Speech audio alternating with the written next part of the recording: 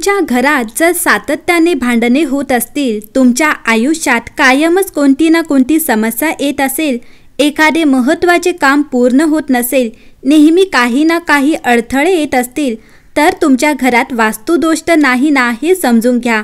वास्तुदोष म्हटले की घाबरून जायचे कारण नाही.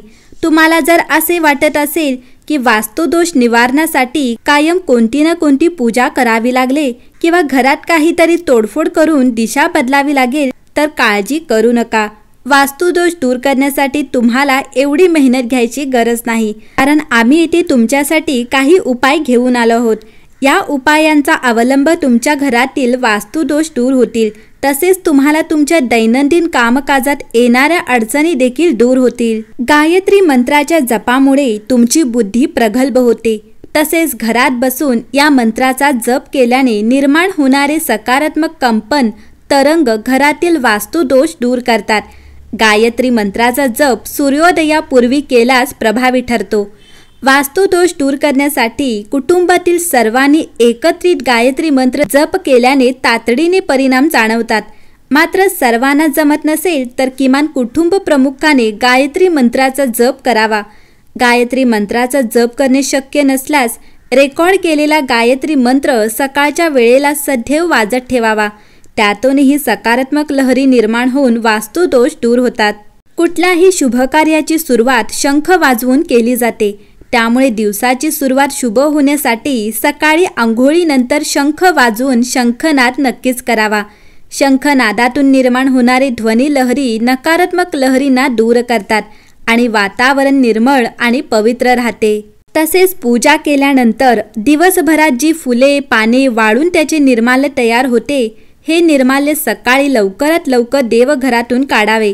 तसेच निर्माल्य कचऱ्याच्या डब्यात टाकू नये. घरातून बाहेर एखाद्या झाडाखाली टाकून त्याचे विसर्जन करावे. निर्माल्य दीर्घकाळ तसेच राहिल्याने नकारात्मकता वाढते. त्यामुळे सकाळी शक्य तितक्या लवकर निर्माल्य विसर्जन करावे. तुळस ही अतिशय उपयुक्त वनस्पती आहे. तसेच तिचे धार्मिक आणि शास्त्रीय महत्त्व अनन्यसाधारण आहे. तुळस कधीही अंगणात असावी, कारण बाहेरून येणाऱ्या सर्व नकारात्मक गोष्टींना तुळस अडवून धरते. त्यामुळे सकाळी उठल्यानंतर पहिले तुळशीजवळ दिवा लावावा. पहिली पूजा तुळशीची करावी, नंतरच देवपूजा करावी. यामुळे देखील वास्तुदोष दूर होतात. शेंदूर गाईच्या तुपात एकत्र करून रोज सकाळी घराच्या मुख्य दरवाजावर त्याचा तिलक करावा. गाईचे तूप हे जितके औषधी असते तितकेच त्याचे आध्यात्मिक आणि धार्मिक महत्त्व आहे. त्यामुळे रोज सकाळी घरातील मुख्य दरवाजावर गाईच्या तुपात सिंदूर एकत्रित करून त्याचे तिलक करावे. वास्तुशास्त्रानुसार पौर्णिमेच्या दिवसाला अतिशय महत्त्व आहे. या दिवसाला शुभ मानलं गेलं आहे.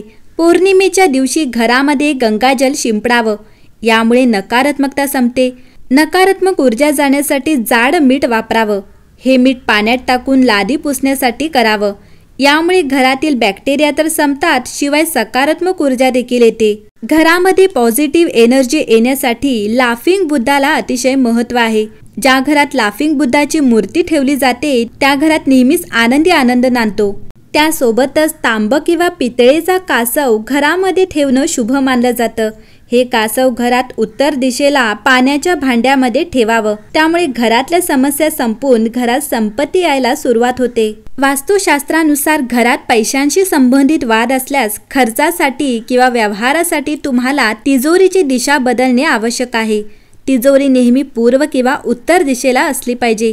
चुकीच्या दिशेने असलेली तिजोरी संपत्तीशी संबंधित वादाला आमंत्रण देते. वास्तुशास्त्रानुसार जर पती पत्नीमध्ये विवाद असेल तर हे वास्तुदोषाचे लक्षण आहे.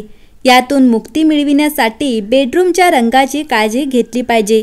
बेडरूमचा रंग कधीही गडद असू नये, हलका रंग असला पाहिजे. असे म्हटले जाते की हलके रंग परस्पर प्रेम आणि सामंजस्यात वाढ करते. घरातील प्रत्येक लहान सहान गोष्टीत सदस्यांमध्ये भांडणे होत असतील तर सतर्क होणे आवश्यक आहे. त्वरित वास्तुदोषाचे निवारण करणे महत्त्वाचे आहे. यासाठी प्रथम घरातील बेडरूमची दिशा तपासा. चुकीच्या दिशेला बेडरूम असणे अनावश्यक वादाला कारणीभूत असते. वैवाहिक जोडप्याचे बेडरूम नेहमीच नैऋत्य दिशेने असावे. एखाद्याच्या घरात अनावश्यक वाद चालू असल्यास किंवा कुटुंबातील सदस्यांमध्ये एकमेकाबद्दल आपुलकीचा भाव असेल तर ते देखील वास्तुदोषामुळे होते. म्हणून रात्री झोपण्याच्या आधी पितळेच्या भांड्यात तुपात भिजवलेला कपूर जाळा. असे म्हणतात की यामुळे वादाच्या या समस्येपासून आराम मिळतो. बऱ्याच वेळा आपण विचार न करता अशी काही कामे करतो की त्याचे आपल्याला दुष्परिणाम भोगावे लागतात. अनेकदा तर कळत नकळत देखील अपमानाला सामोरे जावे लागते. त्यामुळे आपल्या मनात नकारात्मकताची भावना रुजते. ग्रंथांमध्येही काही कामे करणे निषिद्ध मानले जातात आणि अपमानापासून वाचायचे असेल तर अशी कामे अजिबात करू नका. धार्मिक ग्रंथानुसार एखाद्याने कधीही इतरांचा वाईट विचार किंवा नुकसान करू नये. असे म्हणतात की असे करणाऱ्यांना क्षणिक आनंद मिळेलही, परंतु जेव्हा वेळ येते तेव्हा संपूर्ण कुटुंबासोबत यातना सहन कराव्या लागतात. त्याचे एक उदाहरण म्हणजे राजा कंसाचे, ज्याने आपल्या स्वतःच्या बहिणीला मुलगा श्रीकृष्णाला ठार मारण्याचे अनेक प्रयत्न केले, पण अखेरीस ते स्वतः मरण पावले. म्हणूनच असेही म्हटले जाते, जो कोणी वाईट कृत्य करतो त्याला त्याची भरपाई याच जन्मी करावी लागते. जशी संगत तसे गुण असं सर्वांनी ऐकलं किंवा वाचलं आहे. हे प्रत्यक्षातही घडतं. आपण ज्यांच्याबरोबर राहतो त्या लोकांसारखे आपण बनतो. म्हणूनच असे म्हणतात की एखाद्याने चांगली संगत किंवा चांगल्या लोकांमध्ये राहावे. कधीही मैत्री करताना समोरच्याला पारखून घेतलं पाहिजे आणि विचारपूर्वक मैत्री केली पाहिजे. महाभारतातही दुर्योधन आणि कर्ण यांचे उदाहरण सर्वांना माहीत आहे. दुर्योधनाच्या वाईट कृत्यांचा परिणाम कर्णाच्या आयुष्यावरही झाला होता. ग्रंथानुसार एखाद्याने कधीही त्यांच्या उत्पन्नापेक्षा जास्त खर्च करू नये किंवा दान करू नये. असे म्हणतात की जी लोक त्यांच्या उत्पन्नापेक्षा जास्त खर्च करतात किंवा जास्त पैसे देतात त्यांना आणि त्यांच्या कुटुंबियांना अनेक समस्यांना सामोरे जावे लागते. याचे एक उदाहरण म्हणून राजा हरिश्चंद्राकडे पाहिले जाते. त्याने आपली संपूर्ण संपत्ती दान केली आणि परिणामी त्यांच्या संपूर्ण कुटुंबास त्रास सहन करावा लागला. तसेच मुलांच्या संगोपनात कोणत्याही गोष्टीकडे दुर्लक्ष करू नये. असे म्हटले जाते की चांगले संस्कार किंवा वळण लावले नाही तर मुलं बिघडतात आणि त्यांच्या चुकीच्या कृतींमुळे कुटुंबातील सदस्यांना त्रास होतो. त्याचे एक उदाहरण म्हणून महाभारतात महाराज धृतराष्ट्रांना पाहिले जाते.